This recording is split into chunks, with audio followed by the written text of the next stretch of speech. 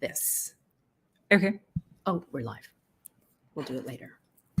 We'll do screenshot Not live. you. No. Yes. Oh, God. Oh, no. Okay. Hi. This is Ayse Birsel. Sorry, we're playing around trying to take a screenshot of ourselves. So I'm Carol Kauffman, the founder of the Institute of Coaching with Susan David and Margaret Moore. And don't forget to look up about our conference in April, which is going to be great. I'm here with Ayse Birsel, Eye-shay, and she's from Turkey, which is why her name isn't an easy one to pronounce from you look at it. She is the author of a bunch of really beautiful books, and she is not that one. And she is a designer and brings design thinking to coaching and to life. And she has a lot to share with us. So as we're talking, write some comments down or questions, and we will try to answer them. So Ayse, what I'd love for you to do now, so this is her first book, which is really lovely, called Design the Life You Love.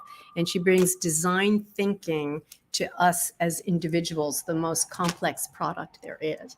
So do you want to introduce us to design thinking? Absolutely. Everyone, can you believe we're in the same space together? Yeah, her house, it's gorgeous. So, design thinking is, Carol, really, I like to say it's thinking like a designer.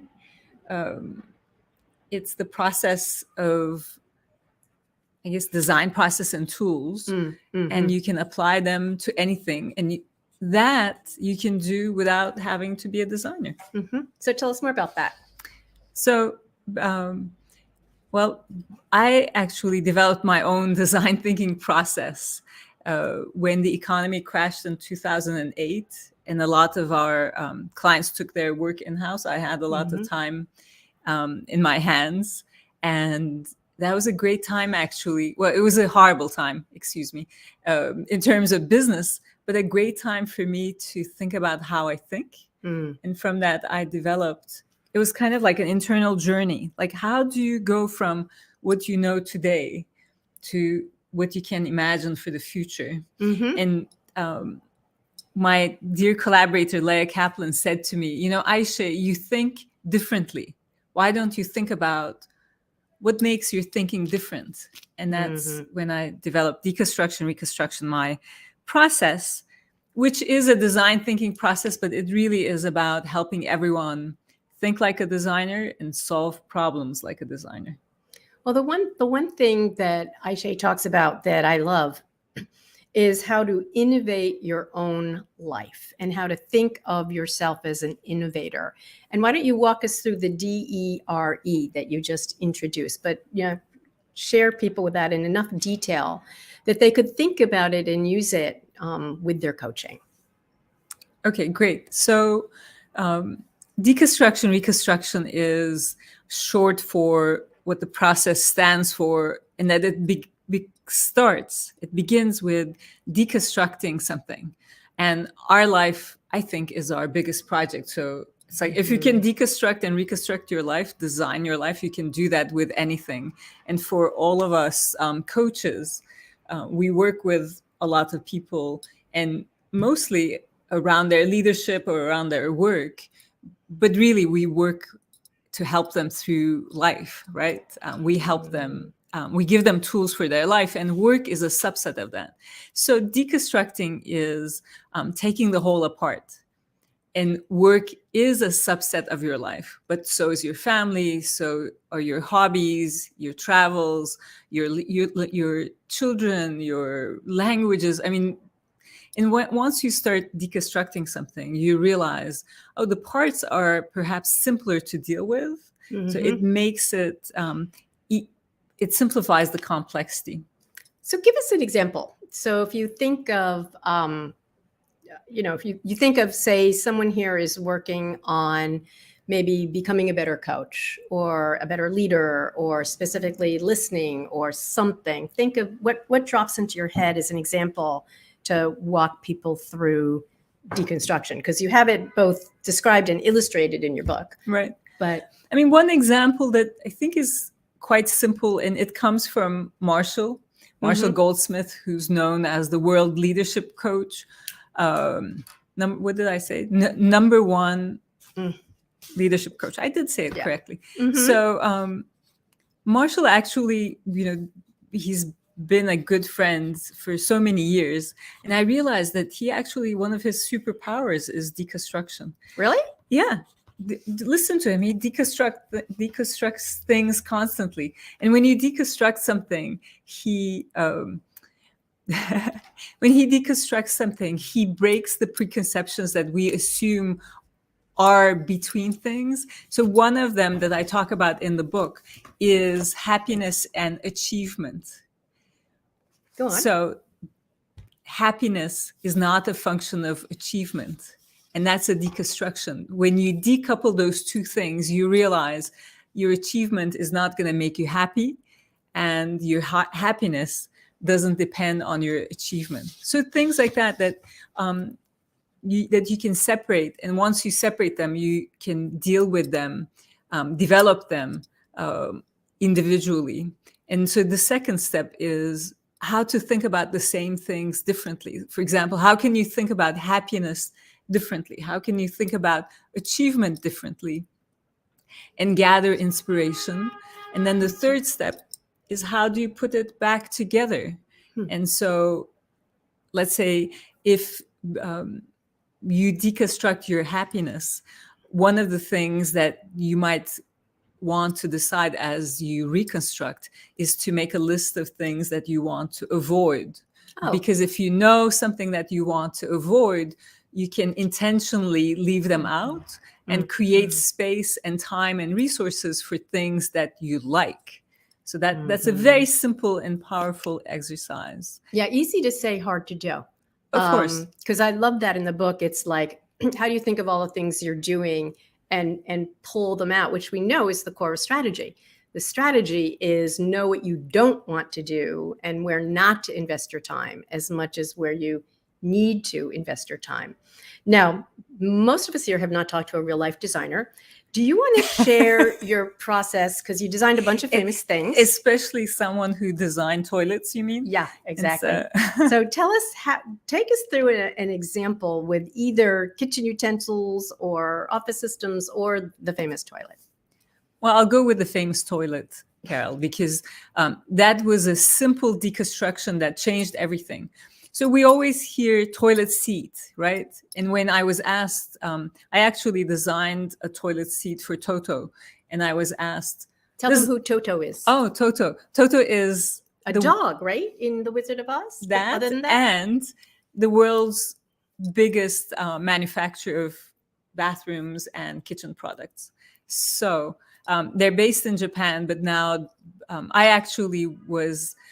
or I should say, my work was instrumental in helping them enter the American market with a very innovative toilet seat. And what made it innovative was deconstruction of saying, hold on one second, let's take these two words apart. And that made me realize this is actually a product that is a toilet related something, but it's a seat. It's a seat. And that was the beginning of the really reframing the idea as a seat needs to be comfortable. It needs to be large enough to hold our bodies. And, the back needs to come up a little bit to support the small of our back. A toilet seat is a chair with a hole in it. And once you start thinking like that, it changes everything. And so that became, the end result became known unofficially as the world's most comfortable toilet seat. Mm-hmm. And startling different that when you're in Asia, of course, a lot of times there is no seat. You have to sort of squat on something, which is a little unusual at the same time. Yeah. Right. Well, we'll go to that later because, Ayse looks like your regular American person, maybe with a touch of an accent. But I was just going to say. She's from Turkey and grew up in a very different culture. And in a minute, we'll ask about that. But the other thing I wanted to talk about, because I think this is so helpful for coaching, is the 4 principles behind how do you design your life and how do you design relationships. And that is through optimism, empathy, intuitive thinking, or kind of receptive, like, thinking, and collaboration. And want to walk us through those steps and how they're useful when we want to innovate our own life or help a client sort of step into their new life. Yeah. So I love that you brought that up, because optimism just by itself is incredibly important. And I came to this realization when my book came out, actually. Somebody asked me, Ayse, you talk about all these tools in your book, but if you could pick one, what would you pick? And I said optimism, because optimism allows us to get out of that problem state. And instead of thinking, oh my God, I have a problem, you go, oh my God, I have a problem. And it moves you into that idea space of, if I have a problem, I can solve it and come up with something better. And that really is the essence of design, is problem solving. You know, if you don't have a problem, you can't design. So that is the optimism of design, is thinking, I'm going to come up with something better than the current situation. And that propels you towards the future. And that's the most important thing, because then you're unstuck and you're excited by the challenges, knowing, oh, those same challenges are actually my opportunities. I can do something with them. So that's one. Yeah. And I found that personally helpful, because, guys, you know, I launched my book this week and it looks like I'm not going to make the Wall Street Journal bestseller list. 500 too short. So I found her book like really helpful. It's like, okay, so right now, what can I do? What does excite me? How can I see this as an opportunity to launch myself even more? And it's about, I like what you say in the book, which is, it's about the belief that you can move forward, whether or not it's in the way you expected to, Right. but that it's I can get something done that matters. So first optimism. And then empathy, because in the empathy piece is putting yourself in somebody else's shoes, but you can also put yourself in your own shoes and have empathy for yourself. And what's empathy? It's recognizing that there's something painful or uncomfortable. And that is the beginning of, like, how can I take away that pain or discomfort? So that is, it's visceral, right? And you can either feel for yourself or for somebody else. Like, when you tell me, oh, I have a problem, for me to, even if that problem is not mine, I can identify with your problem and think about, well, how can I comfort Carol? And this is, I think, very important and essential for designers, but also coaches, because our clients might have problems that we've never encountered, you know? Right. But we need to understand from their perspective, it is a problem. And that is the beginning of, that gives you the emotional drive to want to solve it and help somebody get to a better place. So there's a empathy. Question that just popped up from Norden. Thank you. I love deconstruction using optimism. How is that different from appreciative inquiry? And I think it's actually a practical application of appreciative inquiry. Like, what is going right? You know, how can I dream? So I think so your work is actually evidence-based.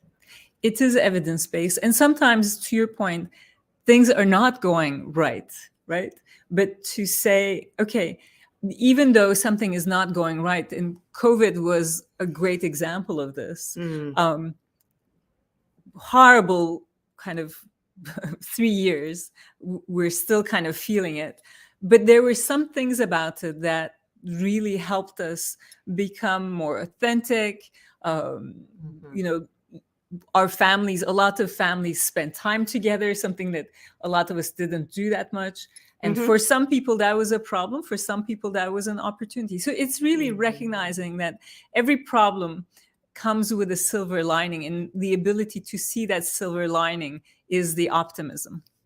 It's also a way of understanding and using constraints. So my first exposure, so when I first learned about design thinking, I'm like, that's something new? Like, isn't that what coaching is all about? We always design what we do based on what the other person needs. Shows you how clued in I wasn't. But I did a tiny bit of work with IDEO. And one of the things that I loved, and you can think of what's your version of this, was they wanted to see how to construct a car so that it was user-friendly to overweight older people. And so what they did not find older overweight people, but they created something called an aging suit. So these 20-somethings would put on this aging suit that would restrict what their flexibility to the typical flexibility of, say, a 70-year-old, so that they had empathy. And so if you really understand the other person's experience, whether it's, when have you or I been the CEO of a multi-million-dollar global whatever firm? Never. But how can we then really put ourselves in the other person's shoes and see the world as they do? So it's sort of the optimism, I can get something done, right, and empathy. In order to get this done, I cross over the bridge to either where the other person is, or I cross over an inner bridge to who I really am. Right. And then the next piece you talk about is sort of intuition or receptive learning. Tell us about that part.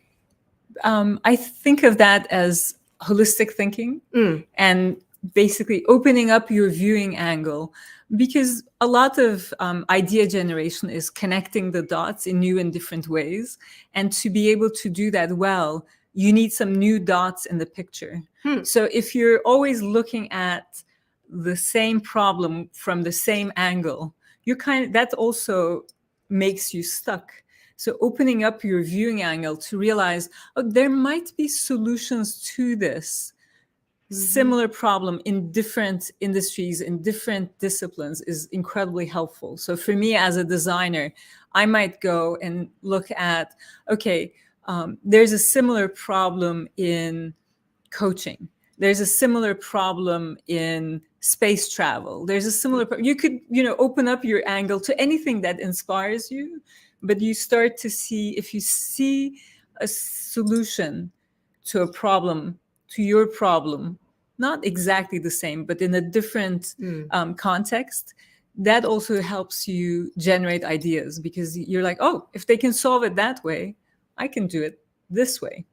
Yeah, I think of the Apollo 13 thing when they were talking about, they had to enter the atmosphere, and their freedom was like the width of a piece of paper.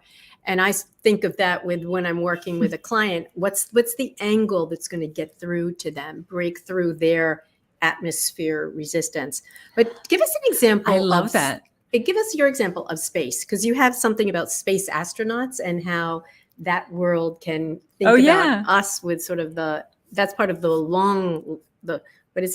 design the long life. I'm looking at the book title. The long life you love. That you love. Sorry. There we go. Carol. Yeah. It's also on her lap since my looking down. Yeah. So, give us the astronaut example. I mean, one of the ways that you can think differently about the same situation is through metaphors, because metaphors help us understand complex or new things in relation to things we know.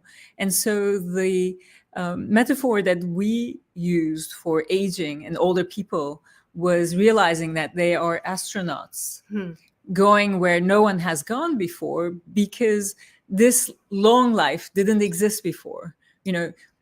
We now live 20 to 30 more years compared to our grandparents. And that means that this era didn't exist before. And people who are now in their 70s, 80s, and 90s are doing something that no one has done before. So they are astronauts of long life. And so then that helps us think about, well, if they're astronauts, what do they need? And where are they traveling, and how can we help them? And so I love the astronaut metaphor for older people. Yeah, so I'm a sort of a Star Trek fan. Me too. And oh, really? Okay. And one thing I've always thought about, I use this metaphor a lot when people they've achieved their dreams and they have the dream job or whatever, and they feel lost and they feel that's a bad thing. So I think of that, the intro is, to boldly go where no one has gone before, which just means you're lost. Like that is what success feels like. You're on your cutting edge, so you're lost. a bit like floating through space for the first time and sort of getting a sense of, well, what does that feel like? So the fourth one you have in terms of, want to be your own innovator. Okay, so you have a new challenge in your life, whether again it's, I want to coach CEOs, or I want to start a training program, or I want to pull out from work and have more of my own life. So there's the optimism for that, the empathy, kind of the holistic thinking, and then there's collaboration. So tell us more about that part.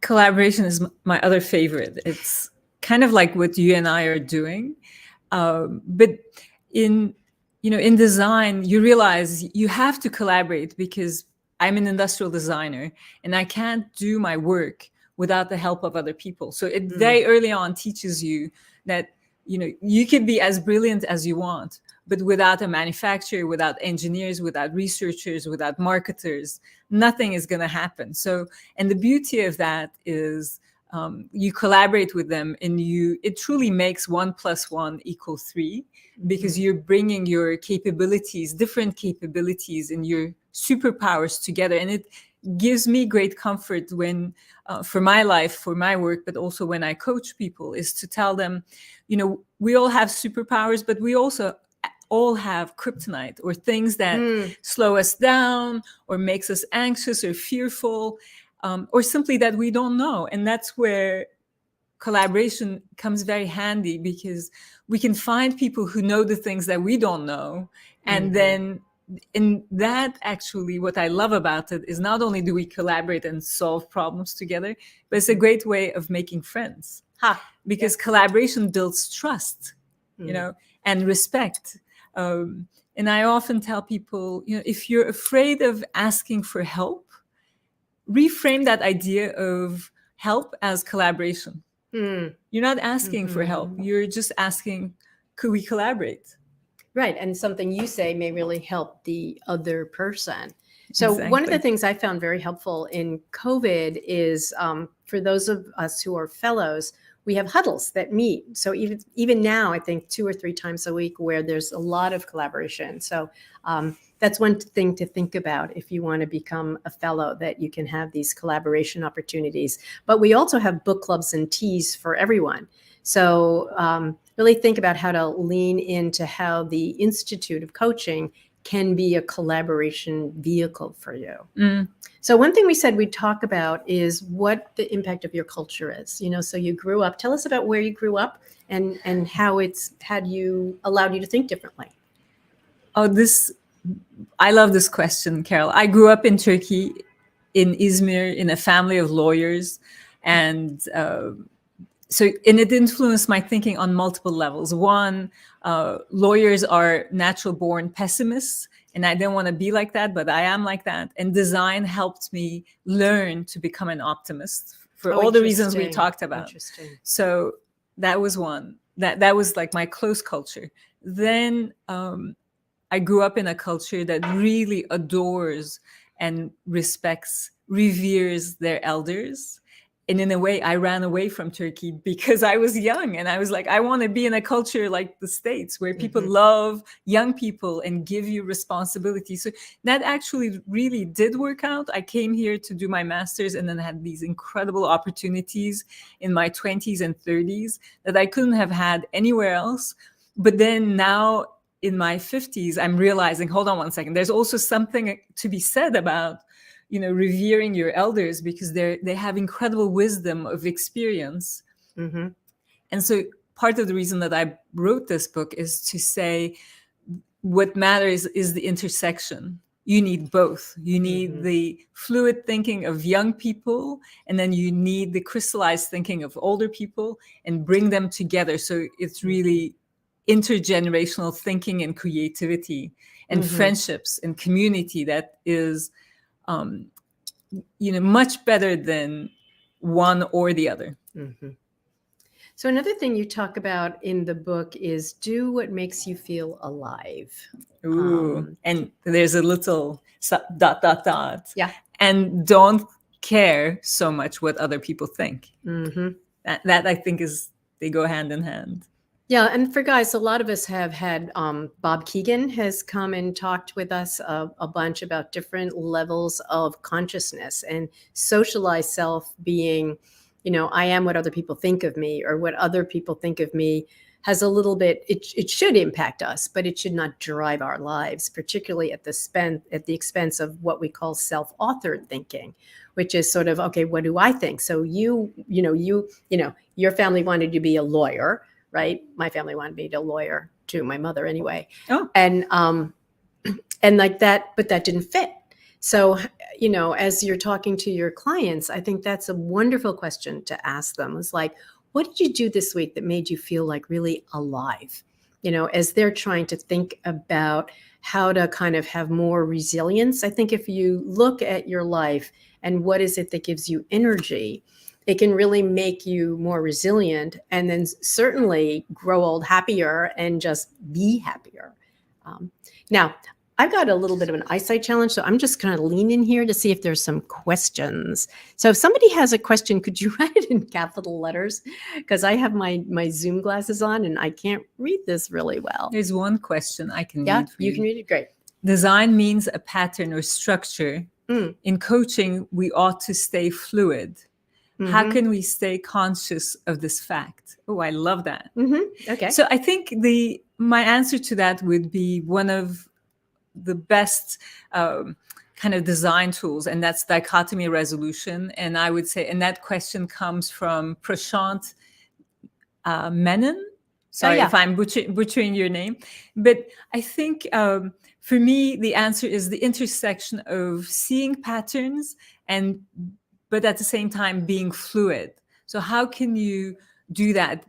Use your experience to be able to see a pattern, but then use the fluidity to make sure that your answer or your coaching is not cookie cutter, but can be fluid enough to adapt to a situation, or where sometimes I see a pattern and I'm not gonna go with that pattern. Yeah, that's where the intuition and collaboration of your process helps. But I also think about so I'm sort of like a wildly chaotic thinker, and structure really helps me. So I think of it also as the structure is a springboard that you can then dive from to the unknown. So it sort of is a way to give you a framework. And one of the things I think of as coaching is it's a structured way to have an unstructured conversation, and then to kind of have, how can it be in the background for us so that we have a sense of where to go. And the process of coaching, again, opening up to what does a person want to achieve and feel, and what is sort of the reality and all of our options, and then a way forward, the famous GROW model. And so that's a structure, but then within that, there's a whole world that we can explore. So I think it is that, what's the structure, and then what's the freedom that can bring us. Yes, absolutely. So somebody asked, what's the name of the book? Oh, yeah. Okay. The name of the book is Design the Long Life You Love. And the other one is Design the Life You Love. And the one thing about and then Ayse, this is a good book. Thank you. But one thing about Ayse is, there's a lot of, a lot of us are, I don't know if this can be seen. I can't tell if you guys can see it. There you go. Really. There's a lot of visual learning, and a lot of, so here's one maybe you could see better, where she talks about her concepts, and then she draws, I can't figure this out, things. There's a lot of, she does a lot of writing and drawing, so that if you're a visual learner, it helps bring things together, because part of design thinking and design teaching and design coaching is really having a sense of, how does the other person absorb information? Do they want to be kind of more instructed and have little tutorials? Do they just want questions? Is it stories? Is it just pure pulling out from where they've done well? So how do we really use design thinking to cross the bridge to the other person, how they think, how they feel, what they want, and then adjust our way of relating, as well as our questions that we ask. And that is design thinking. So last word of wisdom from you before we say goodbye to everybody. I think what you said is really key. The reason that these books are visual is because I think in drawings, but then I explain it by writing about those ideas. And I think for a lot of us, using multiple languages is really important, because some people understand drawing, some people understand writing, some people understand mathematical formulas. And so increasing and using multiple languages in your coaching, in your life, when you want to express ideas, I think is really something important. And, we don't do enough of it. Yeah, that is interesting, because I do have clients who, when I talk to them, they jump up on the blackboard, on the whiteboard. Yeah. So thank you for those words of wisdom about really the optimism, engagement, intuition, collaboration, the deconstruction and reconstruction. And I love this last one of know the languages of leadership, know the languages of your client, whether it's, again, through their mind, numbers, heart, visual. So everybody, thank you for joining us. And thank you, Carol. Next month, first Wednesday, high noon, join us again.